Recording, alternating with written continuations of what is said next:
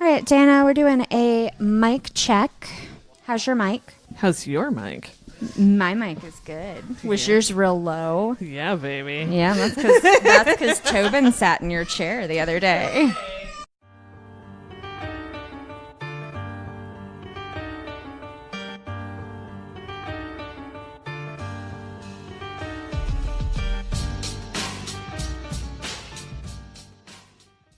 Welcome to Crime Crazy, the weekly true crime podcast with Erin Plein, And Diana Seacon, where we prove that we know nothing about our legal system. but we're still crazy for a good true crime story.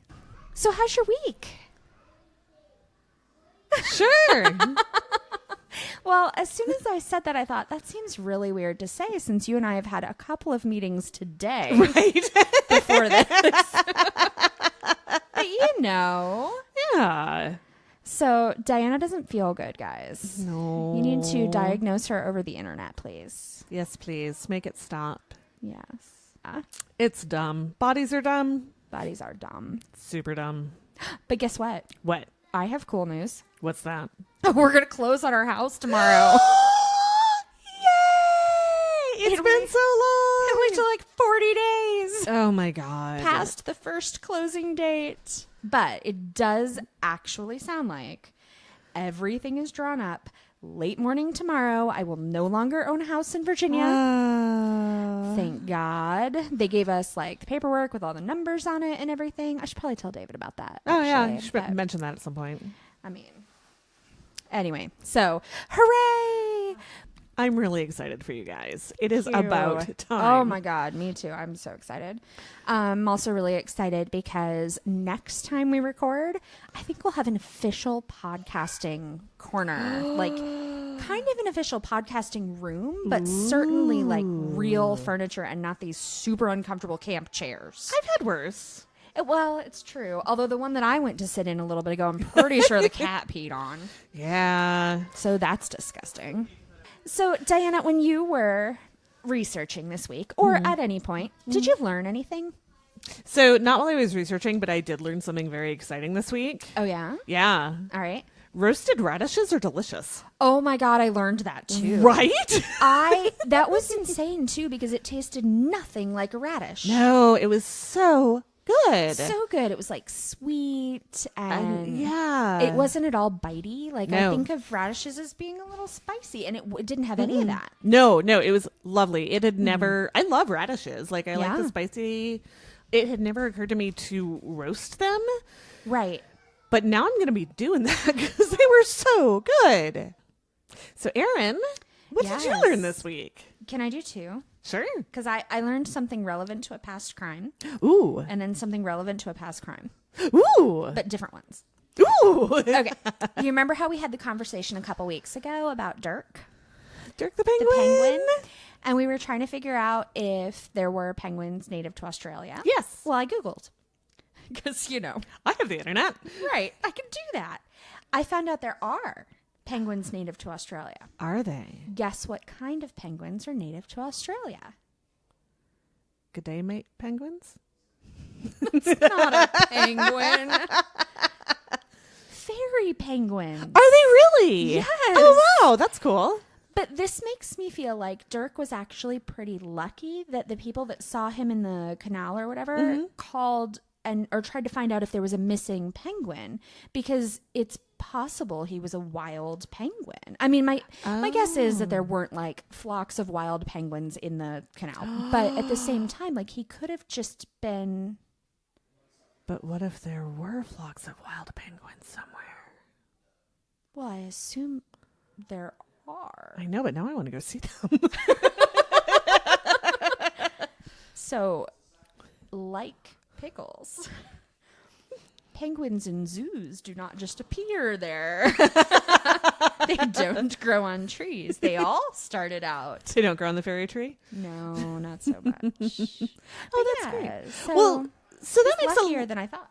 Well, and that makes a little bit more sense because I got to thinking about it later. If he were a cold weather penguin, He may have been sick. right? Yeah, Yeah. and it specifically said he returned back to SeaWorld exhausted but fine. Like Right. he was just all tuckered out from his big adventures. Right.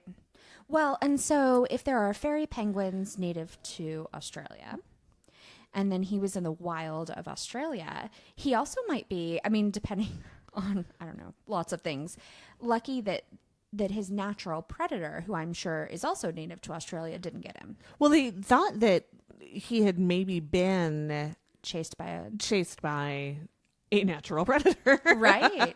No, he really lucked out. Oh, yeah, no, definitely did. Oh, that's adorable. So the other thing I learned is about the Colonial Parkway murders. Oh. Yeah. So I was on, why was I doing research about them? Just to touch back and see, oh, no. It's because I follow their Facebook group. Mm-hmm. And so a couple weeks ago, last week, I did the update with like they got the DNA back. And so I was doing some research there, just trying to see like why this was new news and not known news, which now I'm even actually more confused about the whole thing. There are a couple of books that were written just about these crimes. And so I downloaded Special Kind of Evil, and I've been listening to it on the bus because that's the best thing to do on the bus is listen to a book. Totally. Right. Although maybe not so much a book about people who kill people on the road. Like, that's a little creepy, but Then you're just looking at everybody on the bus like, is that why you're here? well, yes. And with my recent bus experiences, yeah, that's probably why they're there. But anyway, so I'm listening to this book. It's really great. But I think I've said before, like the reason that all of this is really interesting to me is because that was like basically where I lived. Yep.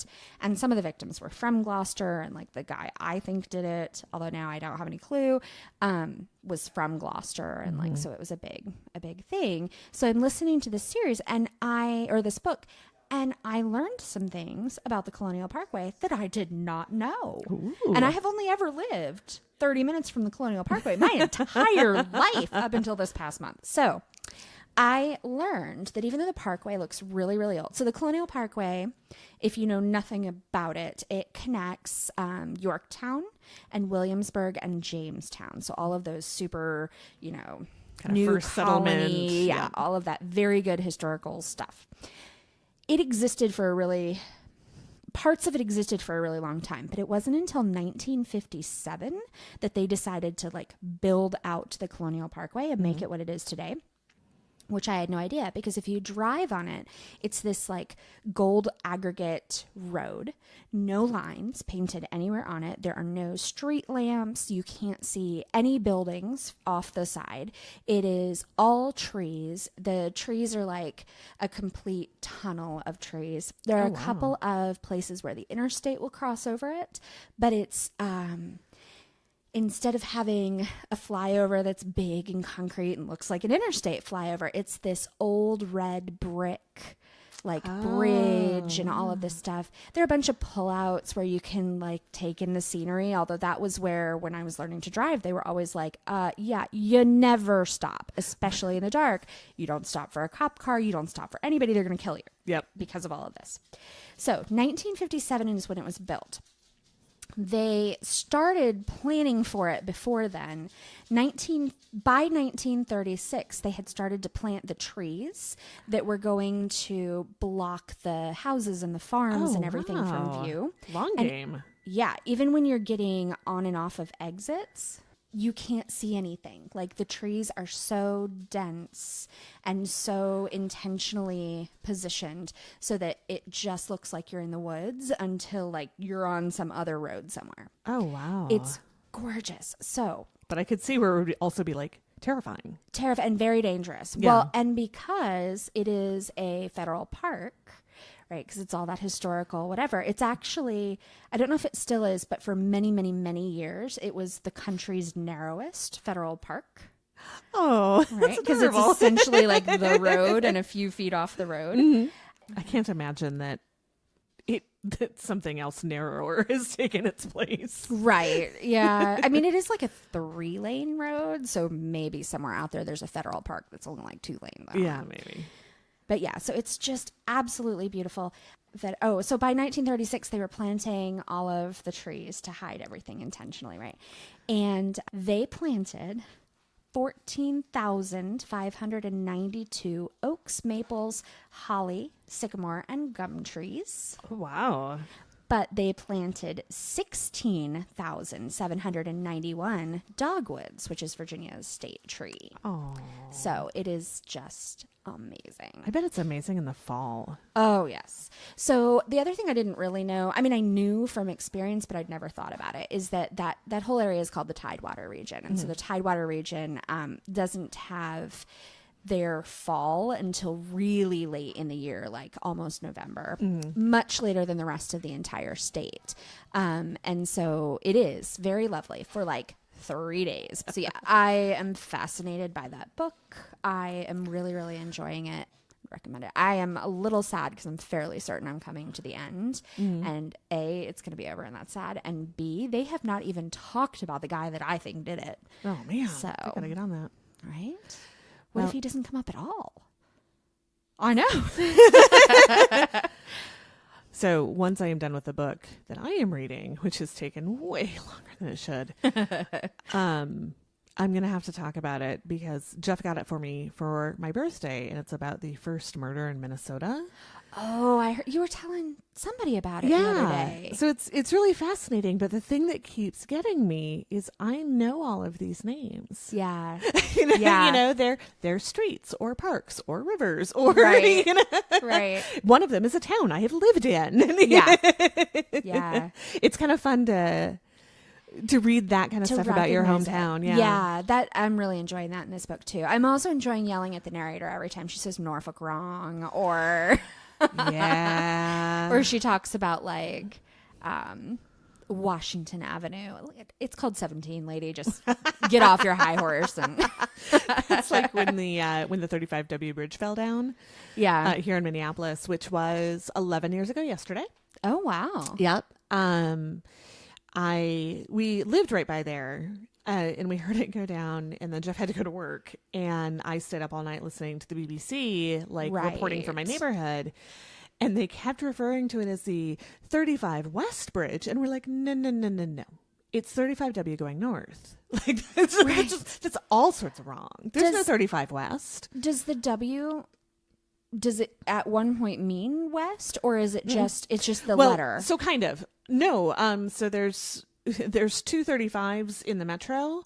So 35 is an interstate. It comes up Right. from Dallas or something. Texas. Wow. Yeah, no, it goes all the way. And then around the Twin Cities, it splits. And for some reason, instead of doing the different numbering, they label it 35W And 35E. and 35E. Yeah, so 35E goes through St. Paul, 35W goes through the West. Sure. That makes sense. Yeah, instead of making it like 435 or whatever it would be. Right. Mm-hmm. Yeah.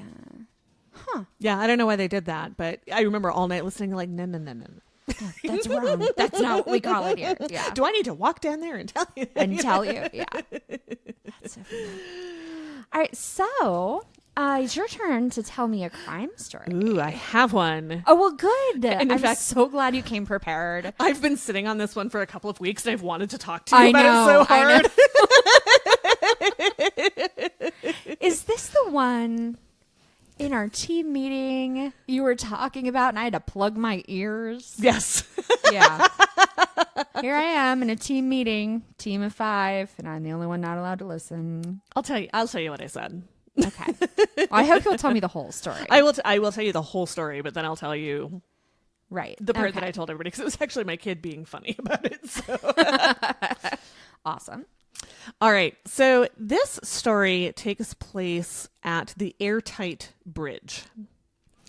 And the Airtight Bridge is a steel bridge with a wooden deck that is over the Embarrass River in Coles County, Illinois. There are a whole lot of interesting things going on in that sentence. Right. Yes. Why is it an airtight bridge? I'm glad you asked. Oh, good. I was afraid you were going to say. Just So here, I'm gonna show you the picture and we can post it for the episode. Oh, it's gorgeous. It's beautiful. It's in rural Illinois. It's about 8 miles north of a town called Charleston, Illinois. And apparently it's called the Airtight Bridge because it is, when you're crossing the bridge, everything I read said there's an unnatural stillness. It's just very peaceful and quiet. Does it have to do with the structure of it, or is it like maybe haunted? No, Or it's the it's opposite of more because it's haunted. super rural. It's not really on the way to anywhere. You kind of have to know where it is. And it's just really in the middle of nowhere. This lovely little bridge over this little river in this Is really it a nice area. vehicle bridge? I believe so. I couldn't quite tell because if you again, if you look at the picture, It looks like it's got like boards you could drive on, but it's not paved. Well, no, or- it's a wooden Yeah. deck. So I think maybe at most like a single car bridge. Yeah, But it sounded like also like not a ton of traffic. sure. Like you have to know it's there. yeah.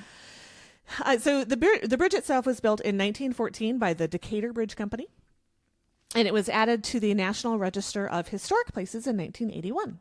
Cool. It was added to the National Register of Historic Places in 1981, both because of its construction and all of that, and because of an event. I wasn't born in 1981. I just wanted to put that out there. I was born the next year. Ooh, what a dirty look. Not even any reaction. I mean, David was born that year, but in December. I was 6. Well, you're old. I don't know True what to story. tell ya. Jeff was in not quite high school. He's even older. He's even older than I am. So I did not realize until I read this that events could be reasons that places are placed on the National Register of Historic Places. Well, but I mean, I wouldn't that suppose make sense? it Like does. if it was a Civil War site, that's how it would end up on Yeah, something. it never occurred to me. That like something. Well, I'm guessing this is more of a. I don't know. How else? What else would be? Things that are like architecturally important Okay. or just old. Well, this was an event. An event. An event. Would you like to hear about the event? Yes. If you do enough vocal fry, I can see it in the recording. Yes. Tell me about this event. I'm sure it is cheerful. Butterflies and flowers. It's and hauntings. yeah, it's no good. So, because this bridge is in a fairly remote location, it had a reputation as being a place where the local kids would hang out and drink and get up to shenanigans. That's the Parkway too. Yeah. So, other than the local shenanigans, it was a pretty run of the mill place until they found the body. Oh, good God. William and Tim Brown, who were brothers from rural Urbana, Illinois. There was an Urbana 20 minutes from where I lived. Ooh. But it was Urbana, Virginia, not Illinois. Yeah. She says needlessly. You'd need a black hole. Is that what I'm thinking of to get right there? 20 I could minutes? apparate. Oh, man, that'd be so great. Right? Yeah. Someday. Anyway, they're from Urbana. They were out hunting deer on October 19th, 1980. Yeah, I wasn't born yet. But my parents were married that year. Continue. I think my parents got divorced. It was an important year. Maybe we should put it on a historic registry. It might have been 81. I'm not real sure. We actually, we were moving to Minnesota right around that time. That's when my parents split up. So I guess they didn't get divorced that year. They get, but yeah, that's right on the time we were moving to Minnesota when I was a kid. Cool. Everything I read said it was a pleasant Sunday morning. Mm-hmm. The brothers were crossing the airtight bridge when they saw something on the shores of the Embarrass River, so they pulled over to have a look. And on their way, a car. right, on their way down to the bank, they encountered a local farmer named Victor Hargis, who came along to see what was going on. Okay. What they found Was bad. it wasn't good. Yeah. It was a woman's naked body, Oh. but that body had no hands, Oh. no feet, Uh-huh. no head. Well, how did they know it was a woman? No, I'm just kidding. Yes. That was the only part of the story I'd ever heard. I didn't know it was this story. That's Awful. Should we tell them about my stupidity? Diana's having a rough week, guys. Diana's She doesn't feel good. So when I was researching the story and I get to the point where they're like, it was a woman's body, no hand, no feet, no head. And my first thought, I was also like, I'm not feeling good, but I was also researching late at night. So I was like extra tired. Yeah. And so I'm reading that. I'm like, well, how did they know it was a woman? If they don't have her face or her fingernails. Oh, the vagina. Yeah. Oh, dead giveaway. Yeah. Maybe they ran her DNA. In 1980? Yeah, I bet they got right on that. Victor, the local farmer, drove home and called law enforcement. No cell phone. Yes. How inconvenient. Police worked into the night. They brought in scuba divers to try to locate the missing body parts, which they noted had been severed fairly cleanly. Oh. They were never found. All they had was this torso. So, Mysterious Heartland has an article about the Airtight Bridge murder, and I'm going to read you a paragraph right from that. Okay.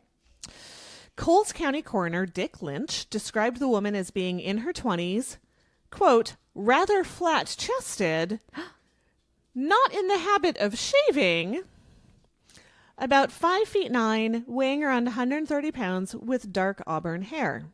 He deduced that she had not been dead for more than a day or so, and that she had been killed somewhere other than at the bridge. Okay, he's a pig. Yeah, also, fuck you. Right? You said his name was Dick? It was Dick. Yeah, that seems about right. Dick Lynch, maybe. I mean, my grandpa's name is Dick, but this guy was a dick. Well, yeah, like, what does that have to do with anything? Right. I mean, yeah, I feel like if it's just the way, like, those are physical descriptors, well, but in a really offensive tone. Well, but so that's the thing. There are ways to say things like she had small breasts and was Hadn't unshaven. shaved. Right. But also, like, why? How do you know she wasn't in the habit of shaving? Maybe she was busy then. Well, also, like, what does that matter? You know, Right. I don't know why the amount of body hair had to be counted on at all unless it was unusual. Like, had been shaved cleanly, I think is Right. notable. Does not shave, not particularly notable. Maybe if you're trying to identify somebody and it's not a norm for that age and era, like I suppose 20-somethings tend to shave in my town, so right. But does also, anyone know a hairy one? but also unshaven. Like, I don't want to get too gross here, but like unshaven where? Right. Not her legs. Not her legs. Maybe armpits. Like, I don't know how much was there, but No, that's probably not what he was thinking of. no. But also, Yeah. yeah, Right? None of your business. right, Healthier that way. right. Just saying. Yeah, razor burns thing. Right? Well, and yeah, just general, like, Ugh. what a dick. Right. Also, Diana, the way they knew that she was a girl, she didn't have a dick. Was that it? That was it. Because apparently it wasn't the boobs. Well, it wasn't, because remember, she's flat. Flat chested. Yeah. How about the fact that, like, she seems to be a really healthy weight, kind of thin, and Yeah, 5'9", 130. That's not kind of thin. That's really thin. really thin. Like, that's more notable than Right. her boobs weren't very big. Well, no, because she didn't have any body fat. And Well, right, but I'm 5'8". yeah. I have been 130 pounds. I looked like I needed somebody to feed me sandwiches. Yeah. Like, that was way too skinny. Although Yeah. I'm also built broad. Like, I'm built like an Irish farm wife. Maybe she was a much more slender build than I am. Yeah, but I think still, like, That's very slim. 35 sounds more like a good weight for somebody who's about my height. Right. And I am not 5'8". Good 6 inches shorter than that. Aww. But I'm also not 5'1". Love you, Courtney. She's going to take that whole inch. Her remains were shipped over to Springfield to be examined by pathologist Dr. Grant Johnson at Memorial Medical Center. What is it with all these phallic names? I used to be a Johnson. No. but she didn't have one. So if they cut off your head, they'd know how to. I'm sorry. I'm never going to let that go. Man, even when I'm dumb, I'm a fun time. So Dr. Johnson wasn't really able to uncover anything conclusive, but he did find a few things that he thought might help figure out who this person was. Okay. Number one. Now, again, remember, this is 1980. Right. So I don't remember that, but yeah. Well, but like DNA, not a thing. Like, right. We've made so many strides. So bear that in mind as I'm telling you this. Right. First thing is she had A positive blood, which is actually fairly uncommon. Okay. She didn't have any major scars, birthmarks, or tattoos. Okay. There were no drugs, poisons, or alcohol in her system, just a little aspirin. Okay. There was no evidence of rape or abuse. Interesting. He was unable to determine the cause of death. Oh, yeah. Because he's missing half of her body. Right. Yeah, a lot of those parts are just gone. The blood type ended up being important because it could be used to match against missing persons reports and then cut down the amount of people that this could potentially be. But other than that, they went through all the missing persons reports. They did what they could, but it went cold really quickly. Call your people. Call your people. And 4 days after the body was found, the sheriff's department suspended the search for clues in and around the river. They just didn't find anything. Oh, that's so sad.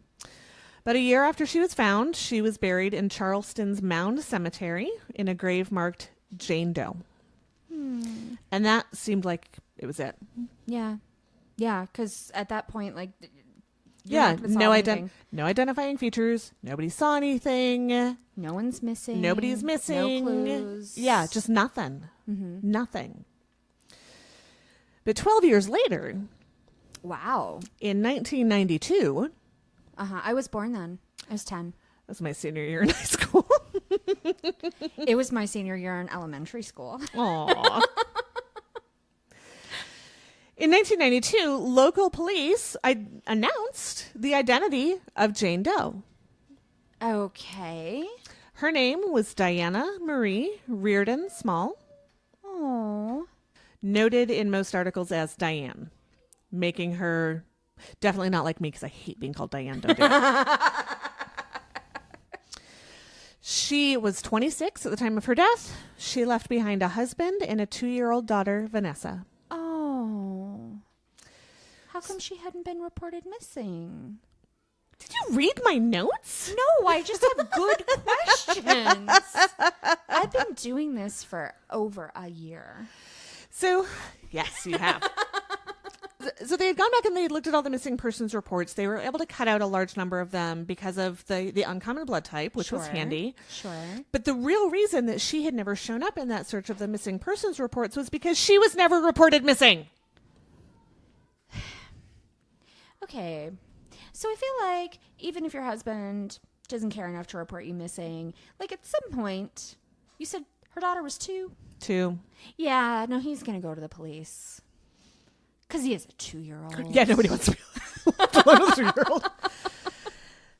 So her husband, Thomas Small, said that she'd left home before. Figured that she'd run off with another guy.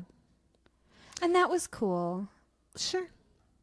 He did call police shortly after the body was found, back in 1980, to tell them that his wife had left on October 15th and had not returned, but that she'd done it before and didn't feel like it was worth filing a formal missing persons report. But just wanted to kind of let him know? Yeah. So, apparently there was something, I don't remember what it was called, but it was like more of an informational report, but it wasn't a formal missing persons report, and they didn't much look for her because he said, like, she probably ran off with another guy. Whatevs. But still, I feel like they should have checked against that list too. There's more. So what about the rest of her family? Yeah, what about the rest of her family? Well, her mom and sister had joined a small Christian sect. Cult. And they had become disconnected from Diane and her husband. But after about 10 years in this small Christian sect, Cult, Diane's sister, Virginia, who was called Ginger, left the church and decided to get in touch with the rest of her family. When she learned of her sister's disappearance, she filed the missing persons report after Diane had been gone for more than a decade. Her information was added to the National Missing Persons List, and it wasn't too long before her information was matched. The police got DNA samples from Diane's parents, who have, of course, since passed away, and found that the samples matched those taken from the body found in the Embarrass River. She remained buried in the Charleston Cemetery. They didn't move her, but a new stone with her real name was placed at her grave. Oh. So that was 1992. Yeah, well, the husband did it. Either that or Dick. It could go either way. Although several sources I looked at said that they immediately figured that the husband had done it. Yes. You know, because it's always him. It's always the husband. So they went and had a chat with Tom Small, and as they were questioning him, he said it wasn't on purpose, and then asked for a lawyer. They did not search the home. They did not follow up. Nothing. Everyone is stupid. A, they should have done those things. B, they should have checked all the lists before using taxpayer money to bury someone at the very least, but also because she's a human being. And also he is stupid because after 10 years, they didn't even identify her in all that time, and you know there's no evidence and blah, blah, blah. Why would you confess? But wait, there's more. Diana! She just looks at me while I say these things, just blank face, and she just nods. Yeah, just keep going. No, get it out of your system. It does just keep going. So that was 1992. Yeah. In 2012, holy crap! which even my poor math skills tell me is 20 years later. Right. Over 30 years since they found her. Over 30 years since they found her. Sheriff Darrell Cox decided to reopen this cold case. Now, he was bored. Well, actually, no. I mean, maybe. Also, third investigator with a phallic name. Yeah, I didn't even notice that till you brought it up. I have the sense of humor of a 12-year-old boy. It's bad. Me too. So Sheriff Cox, fun fact, was the patrol officer on duty that arrived on the scene first back in 1980. So he had always remembered this case. It always kind of bothered him. Yeah. He became sheriff and was looking at a lot of their kind of cold or unsolved cases and wanted to clean them up. So he started assigning them out. Wow, he had been working for over 30 years before he became a sheriff. Mm-hmm. That's well, we don't know when he became a sheriff. He just was in 2012. Okay. I don't know how long he had been. Okay. But he still has been working for a long time. Oh, yeah. He's, firmly middle-aged at this point. Yeah.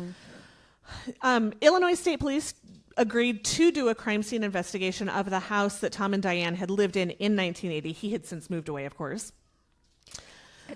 I am sure you'll find just all the evidence. They did find some blood.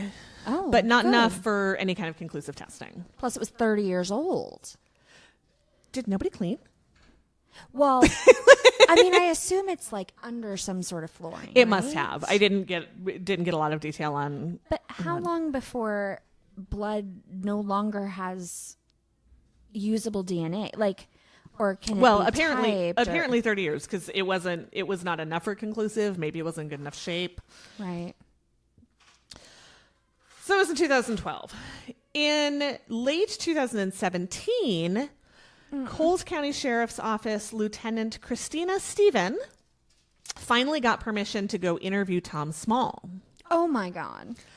Along with Lieutenant Tyler Helene.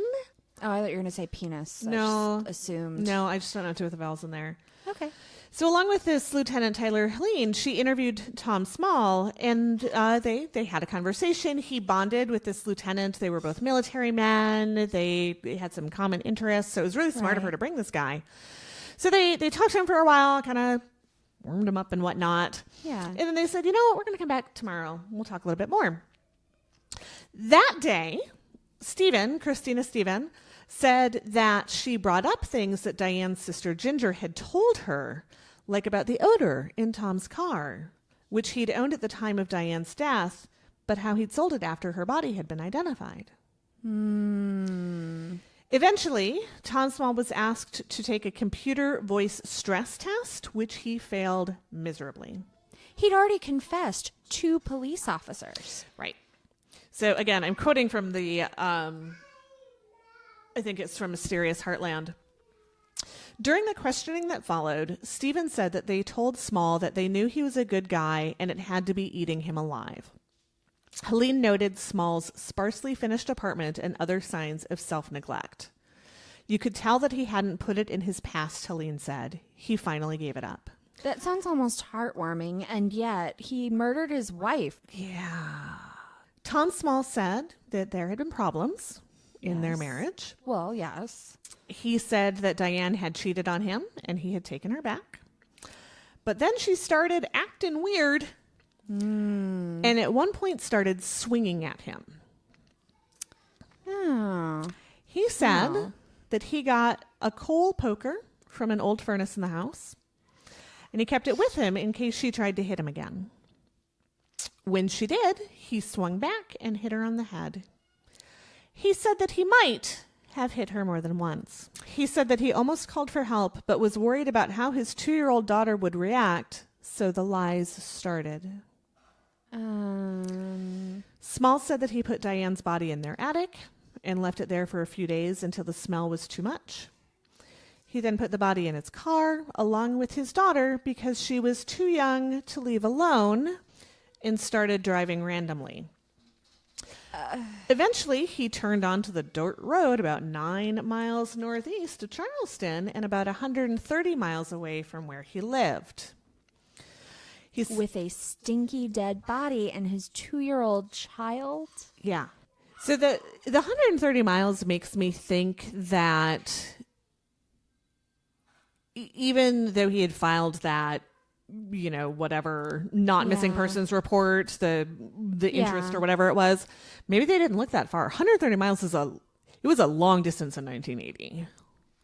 Yeah. And that's true. Okay. I see what you're saying. So even if they had looked on that list, they might not have looked so far away. Right. But I mean, they didn't have computer link systems very much. Like 130 miles was a long ways away. Right. Well, yeah, and it's not like they put that in some big database and told people about. They're like, we're not really worried about it. But do we know when in this timeline he called and made that report? After her body was found. Okay. So, okay.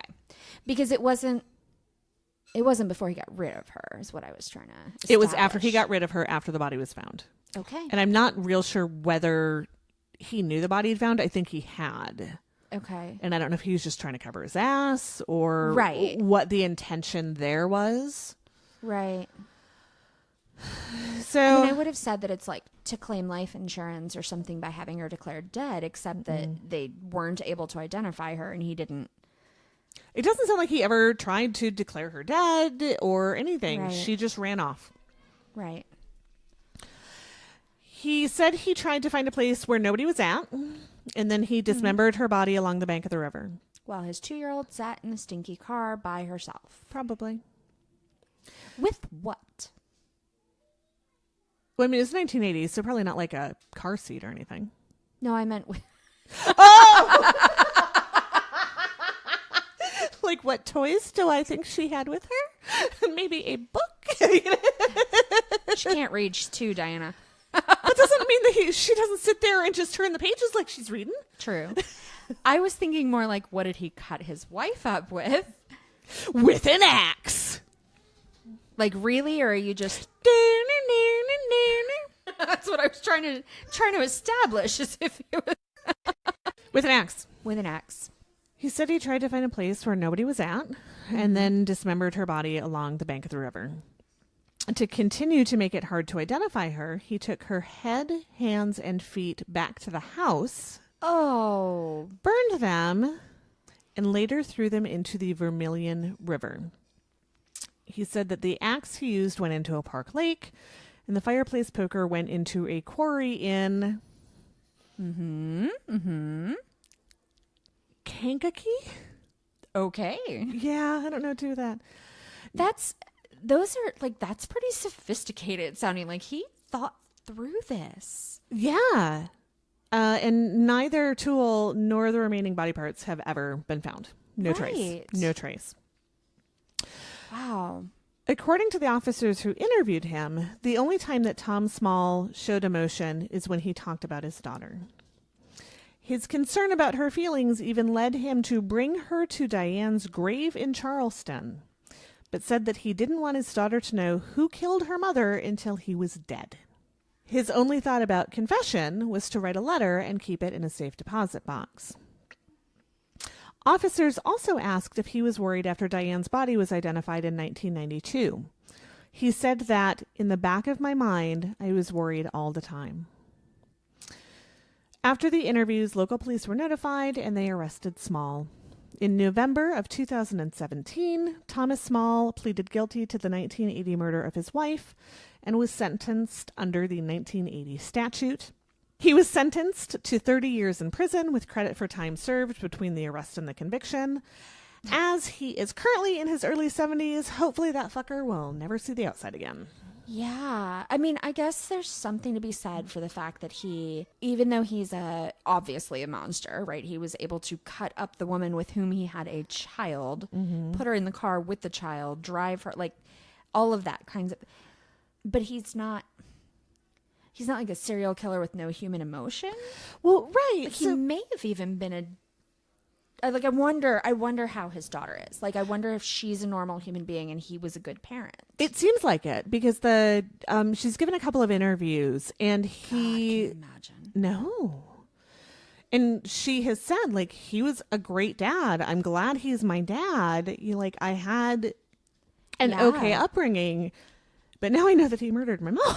Right. Like, I grew up without a mother. What do you even do with that? Well, and what really prompted it? Like, was she really going nuts? Was just a case of an abusive guy saying she started it?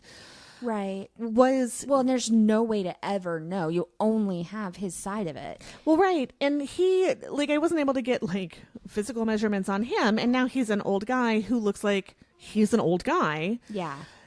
But she was 5'9", which is tall. That's taller than I am, but very slender. Very tiny, yeah. And young. She was 26. Yeah. How much of a threat was she? Right. She didn't have a pink taser, so Right. What caused her, if she did become aggressive, what caused her to become aggressive? Right. What caused him to react in such a violent manner? Right. What caused him to, it was kind of the perfect crime. Yes. She had no one looking for her. No.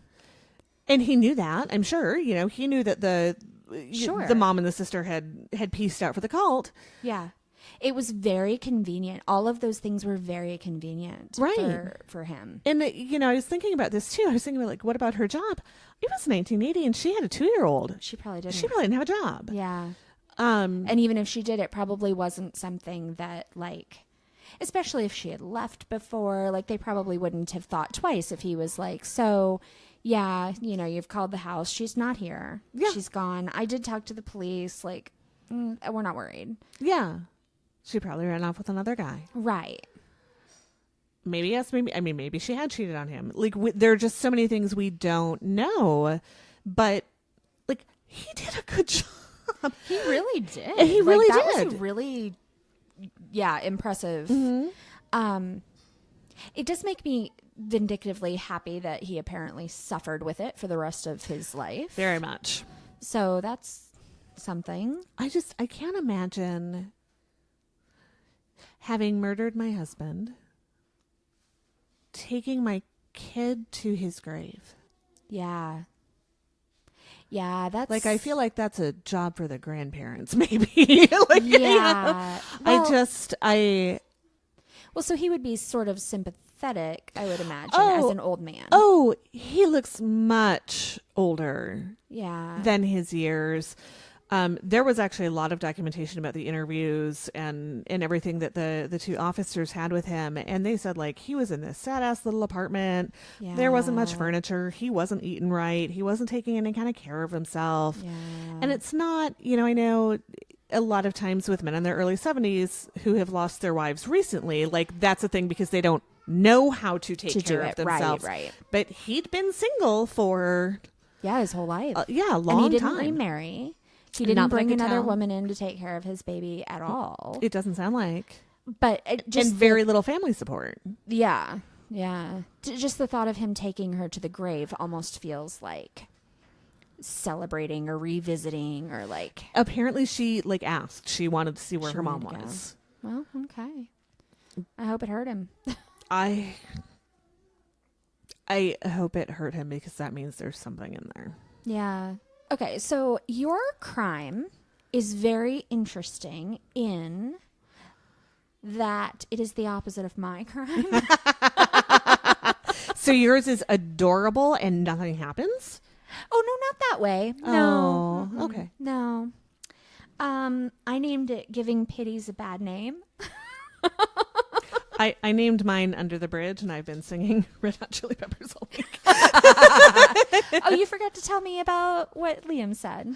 Oh, so he came in while I was researching, and he asked what I was doing, and I said I was researching my story. Right. And he said, well, what's it about?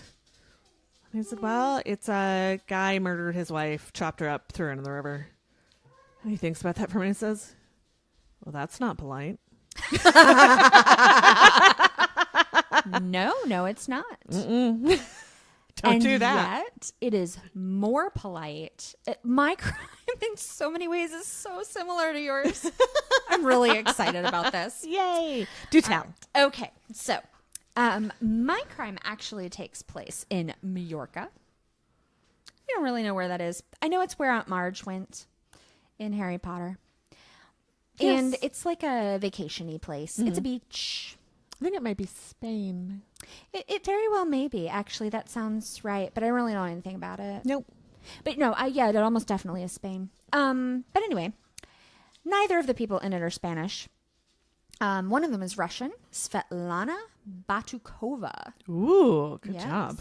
She was 46 years old when this story takes place. She was born in Russia and had moved. I don't know that they were living in Spain, her and her husband.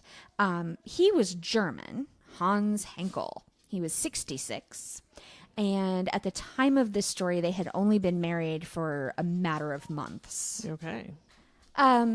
So the story with Svetlana and Hans, they were like, the story takes place in Majorca, but it's because they were visiting. They had like a cabin there. I bet it was more than a cabin. Probably. But it was like their like summer home or whatever. And so they had been together for a number of years. They had lived together for 2 years before they got married, but they fought all the time. And the police would get called. The neighbors would call the police. They would call the police. The local police had been out to their house a number of times, and yet they still got married. As you do. Yeah. She apparently was the abusive one. Like, she was very violent toward him, and verbally abusive, but also physically abusive. And he was, I don't know if he was scared for his life, but he was somewhat afraid of her. And yet, in January of 2016, they got married. Weird. So the one thing that it does seem like she cared about was she had at least two pets. I think she had exactly two pets. She had a Staffordshire Bull Terrier, which is essentially a pit bull. Okay. Might even be the same thing. Not entirely clear on that. And then she apparently had a cat as well. But, like, the Pitty was her baby. Okay. And her Facebook, which, because this was 2016, so you can go through and look. And I don't know if it is still up, but all the photos are up from it. Mm-hmm. And it's just her and this dog. Just all the time, her and this dog. Not the husband. Not any No, friends. not the husband. No. Apparently there were some pictures of her and the cat, which is how I know she had a cat. But, no, mostly the dog. Alrighty. And so trouble started well before they got married, right? Because they had been fighting forever. Also, they were both drug addicts. Sweet. Yes. Her drug of choice was cocaine. Nice. But she would also drink while she was I don't know how she was taking the cocaine, actually. There are a number of ways, is my understanding. But while she was high, she would drink. She also, somewhere between January when she got married and April when the story takes place, at some point she'd been in a bar and met a man and offered him $57,000-ish. Like, it was, obviously it was in euros, and so it was but it was about $57,000 to kill her husband. He didn't take her up on it, but a number of people heard it and told police about it. Bad job, lady. Right? Well, and it didn't sound like it was a joke. It sounded like it was legitimately she was trying to take a hit out on her husband, but not in any kind of secretive way. Is this like how I didn't know how to get drugs in college? You just kind of announced, like, I'd like some pot. Right. Right. I'm not cool enough to figure this out for myself. Please help me room. And then everybody looks at you, and if the police ask, you say, I was joking. I would never say that out loud in front of people. Oh my goodness. Who would do that? Right? Obviously. So, yeah. Bad news. So then Hans has tracheal surgery. Oh. I could think of some reasons why you would have tracheal surgery, but that's sort of a random thing. That sounds so painful. Yes. Well, it also renders you mute, at least temporarily. Oh, yeah, I suppose. Yeah. And so that is why it is significant, because this happened in, I think, late March, mid-March. So he was unable to, scream. I bet she liked it that way. Mm-hmm. So on April 1st, 2016, she had been doing a lot of coke. She had been drinking for a while. And they are at their house on the, I don't know why. Maybe he was recovering there. And that just seemed like a good plan. Vacation would be the last thing I would want to do if I had just had tracheal surgery and couldn't even talk. But maybe they'd gone there to recover and relax. Well, but they are Europeans, so, they still had medical coverage, and he was probably getting some sort of disability payment, and they, Diana's not bitter at all. Greatest country in the world. So yeah, why not? Like, go relax somewhere. Yeah. Well, and obviously they were at least somewhat well-to-do. Like, they had a second home, even though they both were heavily into drugs and all of that. So, like, a good portion of their income or whatever money they had must have been going to that, too. Well, yeah, coke's not cheap. No. Well, and if she had $57,000, like, presumably cash laying right. around. Well, I don't know. She probably was going to write him a check. Like, she was announcing it in a bar. Either way, I can't come up with $57,000 on short notice. No. Yeah. Well, I don't know, though. If you're the kind of person that announces that in a bar, do you necessarily have to have it? Like, might you not also be the kind of person who just offers that? Doesn't intend to follow through. But I think she probably did. What's the saying? Don't write checks that your ass can't cash. There's a saying in there. There is. Yeah. She stabbed him with a kitchen knife repeatedly till he bled out. Oh God. He couldn't scream. Later they did an autopsy, and I'll get there in a minute. But obviously, and he had no defensive wounds at all. He didn't fight back at all. So they were certain that he had been drugged.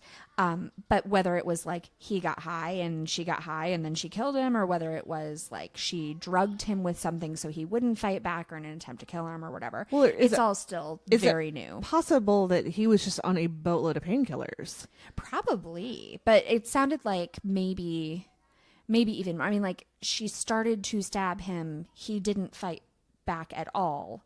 And then she stabbed him to death. So my guess is he was not conscious for the entire event, which is good, because as he lay there bleeding out, and she didn't call the police for hours. Yeah, of course not. Instead, she started carving pieces of his arms and hands off of him and feeding them to the dog.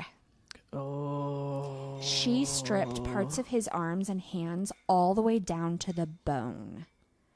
And the dog she just fed it to the dog, and the dog ate it. And he had bite marks on him when the dog, I guess, then got excited about it. I don't know. Well, I suppose fresh meat. Yeah. Oh, God. So the cause of death was exsanguination. He bled out. I hope for his sake that he never woke up during any of this. And it sounds like that might be a real thing. Yeah. Like, he didn't even attempt to fight back. Although, if he'd had defensive wounds on his arms or hands, she did cut that off and feed it to the dog. So unless they were thinking like it hadn't gone deep enough to hit bone, like he may have had defensive wounds. No, that's a good point. So anyway, she finally called the police. Mm-hmm. Police came and took her away. They arrested her for the murder of her husband. Toot sweet. Yeah, she didn't do anything to cover it up. Like, not a secret. And then, so this wasn't entirely sure how the timeline worked. So April the 1st, 2016, I believe is a Friday.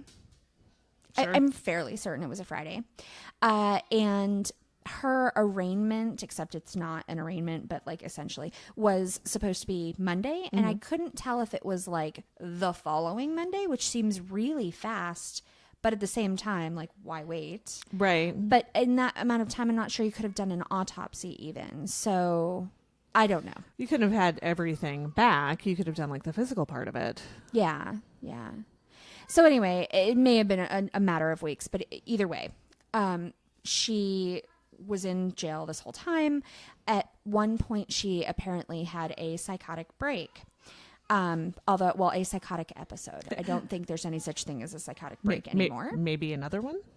Yes. Well, so, and they said it was probably caused by the alcohol and the drugs. Or the lack thereof.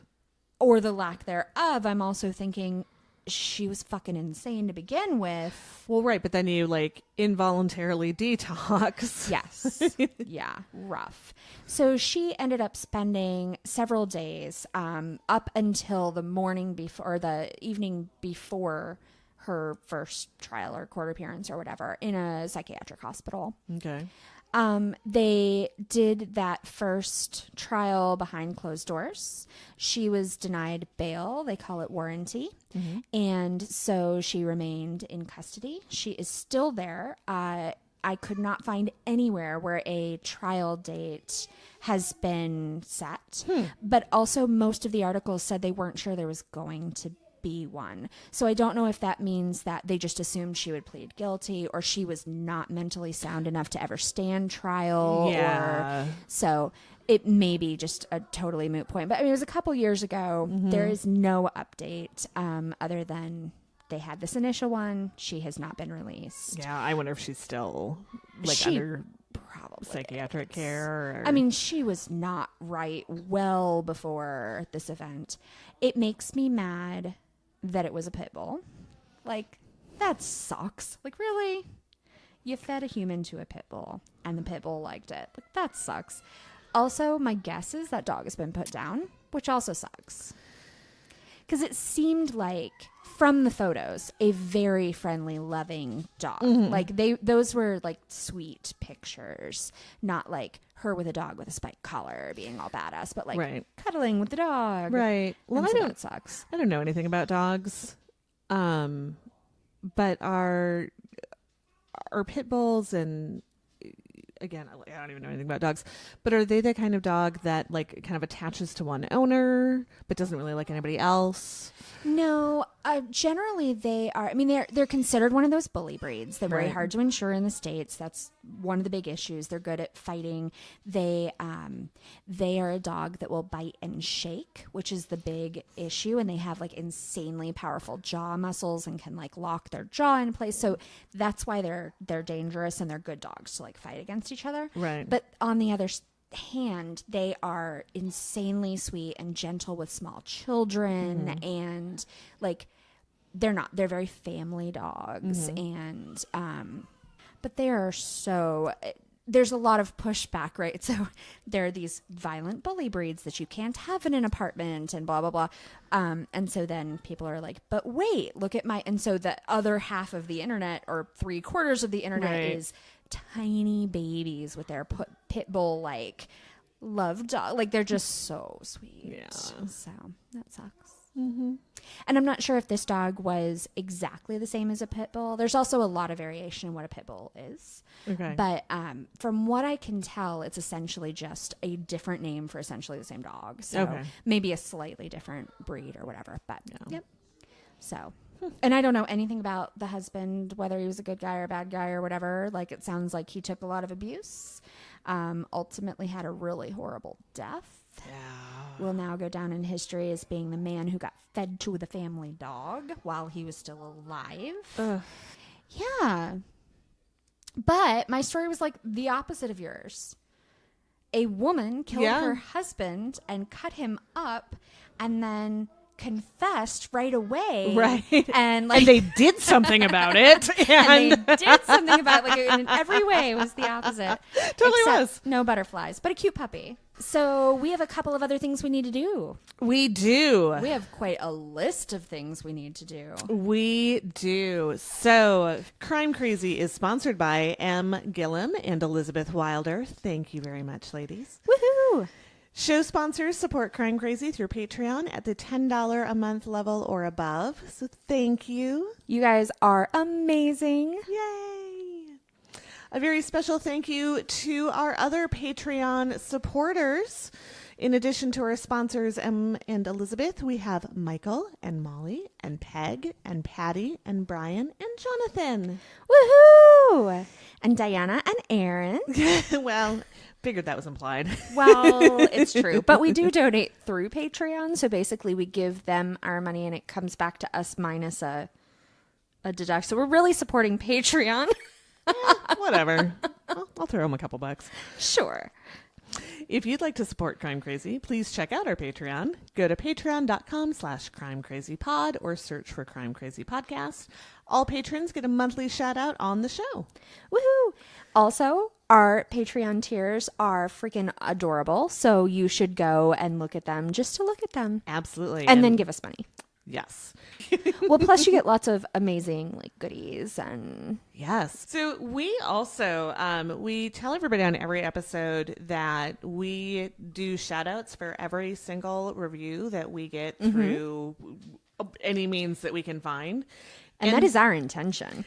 That is our intention, and it turned out that we were filthy liars and didn't know it. Yeah. We actually thought we had very few reviews, and turns out. Yeah, we signed up with I don't know if aggregator is the right word, but so. If you don't know, iTunes has something like 47 different regional stores, and you can only access the one in the region you're in. So I can see reviews from here in the States, although I wasn't seeing all of them. But if you're in Canada or Australia or Hong Kong, or Hong Kong's wrong, we have somebody in Taiwan. Taiwan, thank you. I knew it was in the neighborhood. So we signed up with an aggregator and found that, oh my God, you guys, we have so many reviews. So many. Thank you. Yes. So we are doing a huge shout out now for everybody that has left a review. And thank you. And sorry. We had no idea.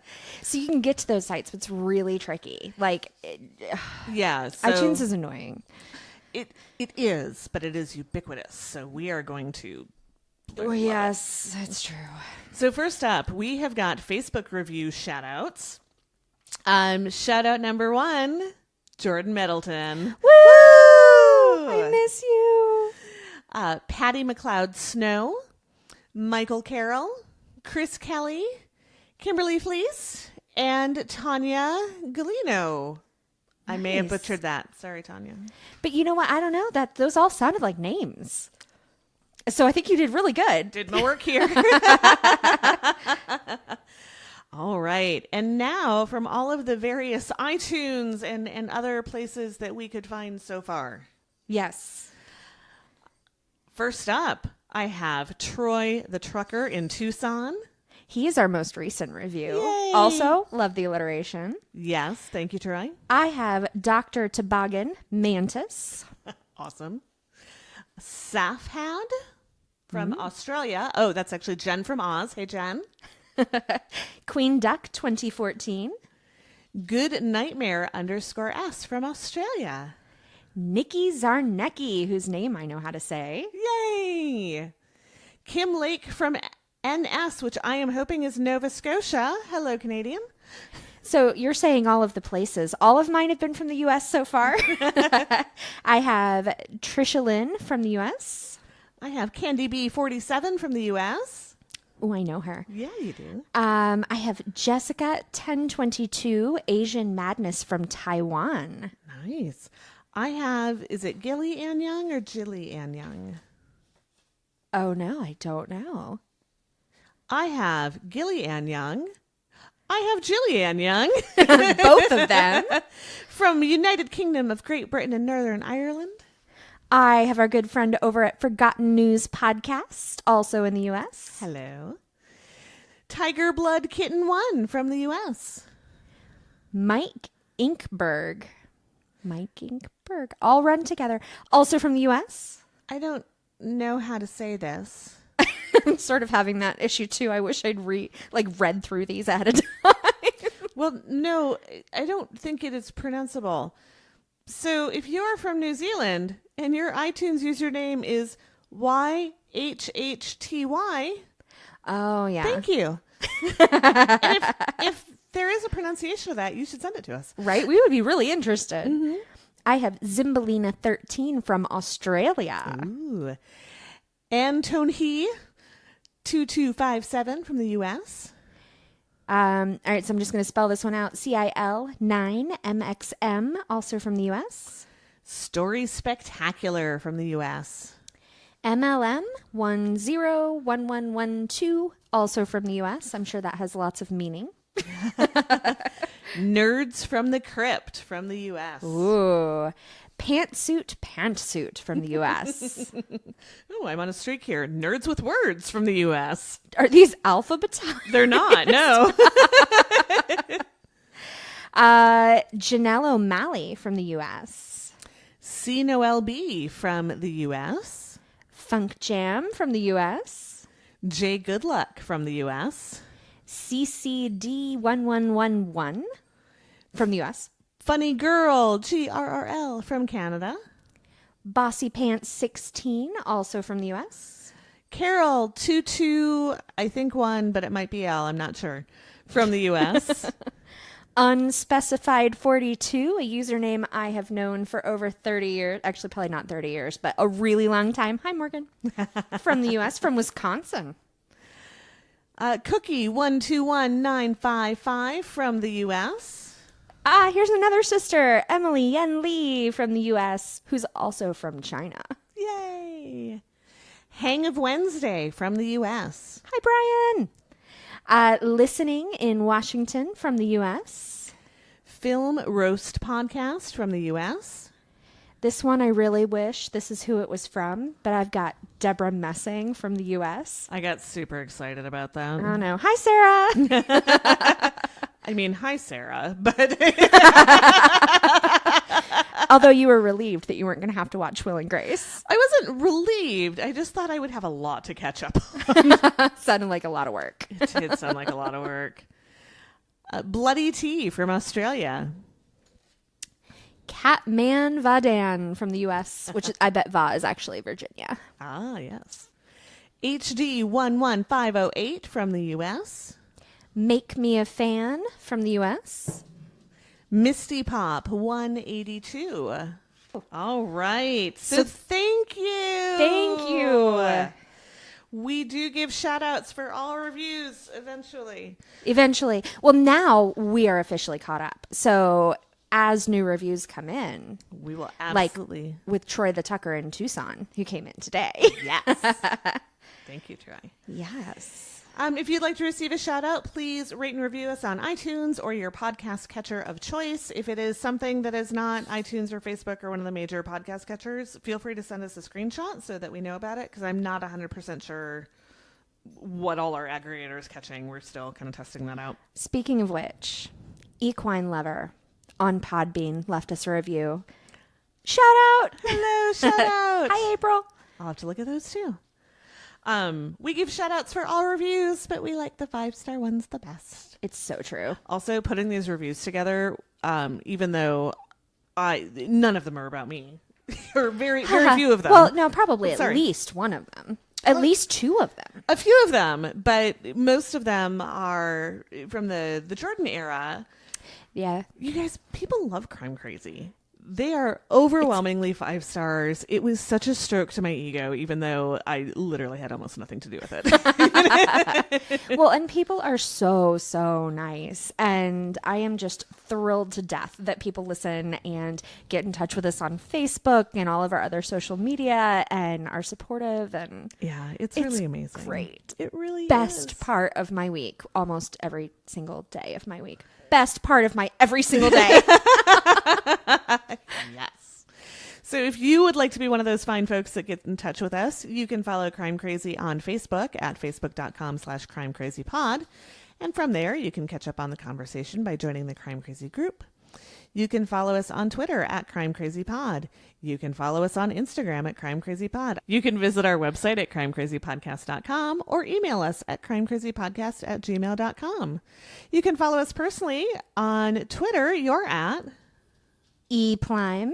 Nope. I'm at Erin Plime. And I'm at Diana_Secon. Find us on Instagram. You're at Erin Plime. Nope. Plime. Damn it.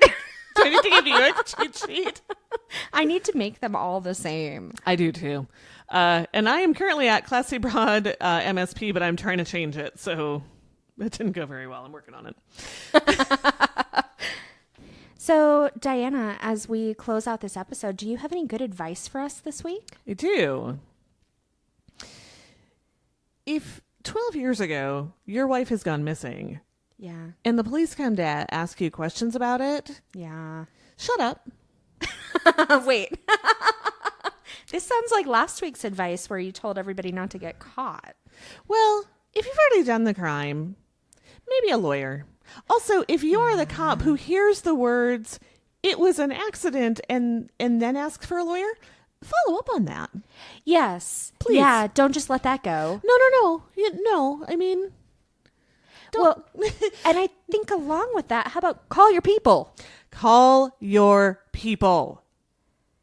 All of the people. And don't end up on next week's episode.